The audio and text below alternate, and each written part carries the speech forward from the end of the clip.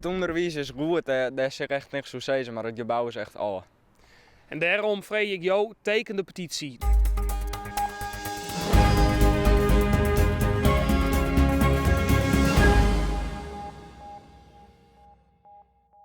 Tjalling en Tieme binnen het beu. Al jaren we te praat over nijbouw van een mogelijk squallenpark in Dokkum. Maar concrete plan binnen er nog heel tijd net. Het is nevens de leerlingen. Hartstikke gezellig op squallen en het onderwijs is prima. Maar de uitstraling van de Finnen, die is echt niet meer van deze tijd. Er zijn plannen om een nieuw gebouw te realiseren. Alleen die plannen die we steeds op de lange baan skeuren.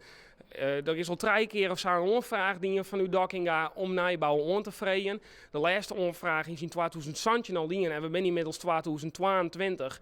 Dus dat zit net op. Er gebeurt niks. En ondertussen wordt je geen onderhoud dienen in dit gebouw, want er komt misschien een nieuw gebouw. Op die manier rent het je steeds meer achter. En daardoor is het toch wel echt nodig dat er nou eindelijk eens actie wordt ondernomen.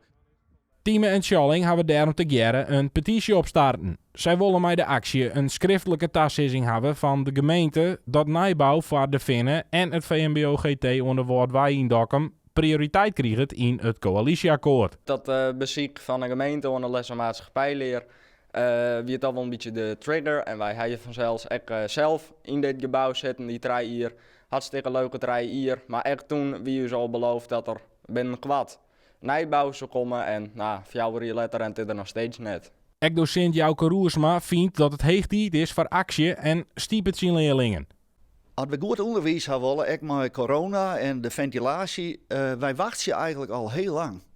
En dit zou nou toch wel het moment wezen dat, nou ook met de verkiezingen, we straks helderheid krijgen wanneer kunnen we hier bouwen. De Aroene winters met corona, wie het in de klaslokalen zo nou en dan ek bibberje. Het vers bijna hier in dit gebouw. Zakkoord wie het, door de ruiten die hier bestaan. Er is hier geen ventilatie aanwezig en dat ken ik net. Want een investering in dit gebouw is een investering in niks. Het gebouw is gewoon aan en er moet wat nice komen. Zij is het.